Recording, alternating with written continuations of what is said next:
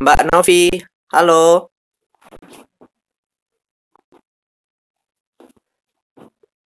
Nggak ada ya? Mungkin sibuk. Mas Agus,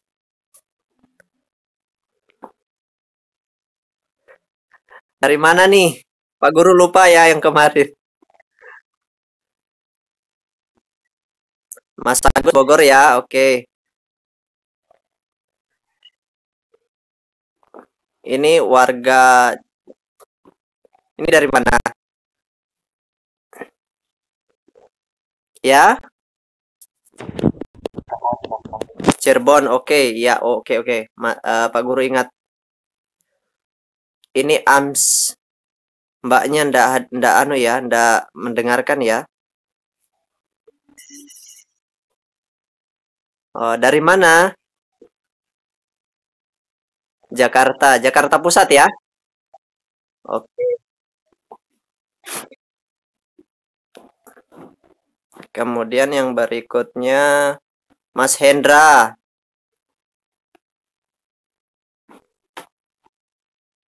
Kalimantan Barat.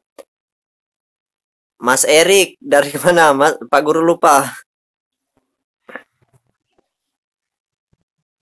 Kalimantan Tengah. Oke, Mas Tommy dari Kalimantan juga.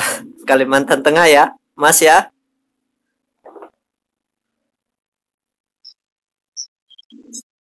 Oh, lupa lagi Pak. Sumatera. Oke. Berikutnya Mas Rudi dari Bangli ya. Dari Bangli, dari Bali.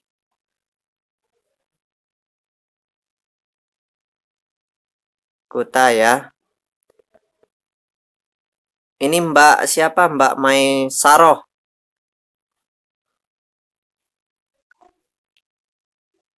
Cirebon. Oke. Ini yang baru kayaknya nih. Ini Mbak Jeti atau Mas Jeti ya? Jati ya, sorry. Dari mana? Balikpapan. Oke.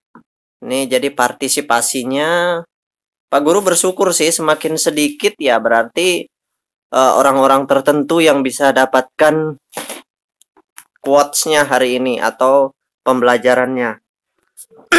Karena kembali lagi pasar modal itu kita berkompetisi.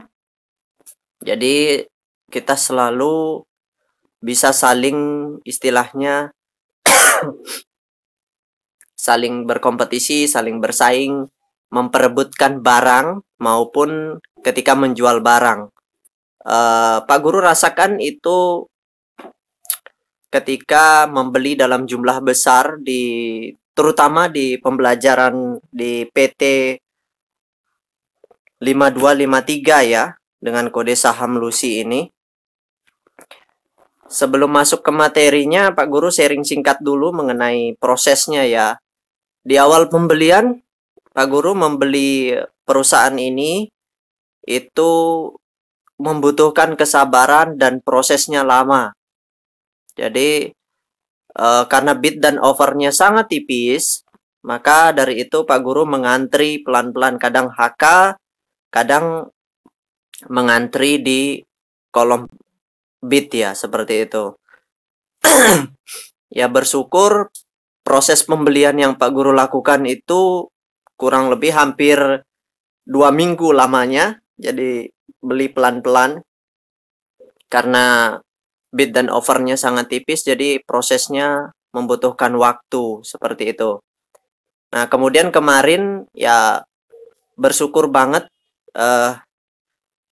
Pak Guru bisa keluar, bisa melepas gitu atau istilahnya menjual seluruh saham yang Pak Guru miliki di perusahaan PT 5253 ini. Membutuhkan proses yang cukup apa ya panjang bagi Pak Guru untuk memperhatikan market tiap waktunya. Jadi ketika ada yang ingin beli, Pak Guru langsung hajar kiri seperti itu. Jadi butuh butuh waktu dan ada member PIP-nya Pak Guru yang ikut Dan sebenarnya ini sebelumnya Pak Guru sudah share ke Mas Rudi ya. Tetapi Pak Guru masih minta dirahasiakan. Kenapa? Karena ada member VIP-nya Pak Guru yang belum keluar seperti itu. Jadi Pak Guru tidak mau, ibaratnya sama seperti prinsipnya kakek guru Mas Arga, itu Pak Guru tidak mau mengorbankan member untuk membeli barangnya Pak Guru seperti itu. Karena kadang-kadang seperti Belpin itu mempom-pom di IG atau di sosial media yang lain untuk agar member-membernya atau di luar member VIP-nya untuk membeli barangnya, padahal dia keluar seperti itu. Oke, menarik banget untuk perusahaan PT 5253 ini dengan kode saham Lucy.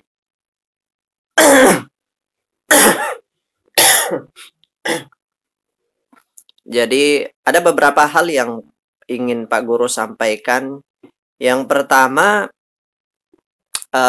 Pak Guru terus terang saja tidak memiliki data DPS dari perusahaan ini, ya, seperti itu. Tetapi bagusnya karena perusahaan ini 100% sahamnya telah dicetak dalam bentuk scriptless, jadi kita bisa dengan mudah untuk mengamati siapa pemilik-pemilik terbesarnya, seperti itu. Data yang Pak Guru ambil itu langsung dari Bursa Efek Indonesia, terutama anak perusahaannya yaitu PT Kustodian Sentral Efek Indonesia dan data dari Kriling Penjaminan Efek Indonesia. Dari data tersebut, Pak Guru dapatkan bahwasanya perusahaan PT 5253 ini dengan kode saham Lucy itu dimiliki oleh 4 investor besar. 2 berupa investor institusi atau badan. Yang pertama itu dengan pemegang saham terbesar itu PT Delta Wibawa Makmur kalau tidak salah ya. Itu kepemilikannya sebesar 39,35%. Kemudian yang kedua itu dimiliki oleh PT Kelvin dengan presentasi kepemilikan sebesar 15,50%. Kemudian yang ketiga dimiliki oleh investor individual dengan nama Bapak Surya Abdurrahman. Kemudian yang terakhir dimiliki oleh investor individual juga dengan nama Dimas, seperti itu. Nah, yang menarik adalah ternyata direktur perusahaan PT 5253 ini itu memiliki porsi yang cukup besar sebesar 12,54% atas nama Bapak Surya Abdurrahman, seperti itu. Nah, kalau kita amati dari sini, secara psikologi, jika seorang direktur utama perusahaan, ya, sebenarnya ketika mendirikan sebuah perusahaan, terutama perseroan terbatas, itu untuk perusahaan biasa, itu batas pendiriannya atau jumlah minimum pendirinya itu adalah 2 orang, seperti itu, berdasarkan peraturan perundang-undangan yang berlaku. Nah, dari sini untuk bisa IPO, karena perusahaan PT 5253 ini IPO di papan akselerasi, berarti kemungkinan data atau jumlah investor pemiliknya itu tidak terlalu besar, seperti itu. Jadi hanya ada ribuan orang. Dan kalau melansir dari data RTI, ya, coba kita cek masing-masing ya di aplikasi RTI-nya. Pak Guru mau kasih lihat datanya. Oke, untuk yang baru gabung ya, terutama yang pemula, bisa memanfaatkan pembelajaran ini. Jadi pertama kita cari kode sahamnya, habis itu kita masuk ke bagian profile. Nah, dari data RTI ini diupdate sebulan sekali ya. Jadi termasuk delay. Beda dengan data yang Pak Guru dapatkan langsung dari Bursa Efek Indonesia sendiri. Dalam hari ini PT Kustodian Sentral Efek atau KSEI dan KPI itu Pak Guru dapatkan datanya delay hanya 1 hari seperti itu. Beda dengan data di RTI seperti itu. Nah, kalau kita lihat di sini ternyata Bapak Surya Abdurrahman Putra ini berperan sebagai pengendali dan beliau menjabat sebagai Direktur Utama perusahaan PT 5253 ini ya. Seperti itu. Nah, secara psikologi kalau kita mengacu dari data ini, ketika direktur utama itu adalah orang atau perseorangan yang punya wewenang penuh terhadap jalannya bisnis sebuah perusahaan seperti itu. Jadi yang punya kewenangan penuh terhadap penggunaan dana dan sebagainya. Jadi direktur utama yang mengetahui secara detail seluk-beluk dari kondisi perusahaan tersebut. Nah, dengan kata lain, kalau direktur utamanya percaya dengan perusahaan ini, dengan kata lain memiliki sahamnya dalam jumlah yang sangat besar, maka beliau sendiri optimis dengan prospek bisnis dari perusahaan ini seperti itu. Jadi sudut pandangnya kita di situ. Ya. Kenapa? Karena mengacu dari Undang-Undang Perseroan ya. Komisaris utama itu komisaris utama itu adalah badan pengawasnya dari kinerja direktur utama itu dari Peraturan Perundang-undangan Perseroan nomor 40 tahun 2007 ya. Nah, kalau kita lihat dari situ, kalau direktur utamanya memiliki saham dalam jumlah besar, berarti dia percaya dengan prospek bisnisnya. Maka dengan kata lain, kita bisa melirik perusahaan ini. Nah, sebelum pembelian yang Pak Guru lakukan kurang lebih berapa minggu yang lalu ya, itu Pak Guru mendeteksi bahwasanya ada pembelian di pasar negosiasi yang dilakukan oleh Bapak Abdurrahman ya selaku direktur utama perusahaan Lucy ini di pasar negosiasi seperti itu.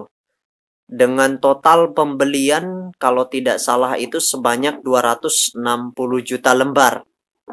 Kurang lebih ya.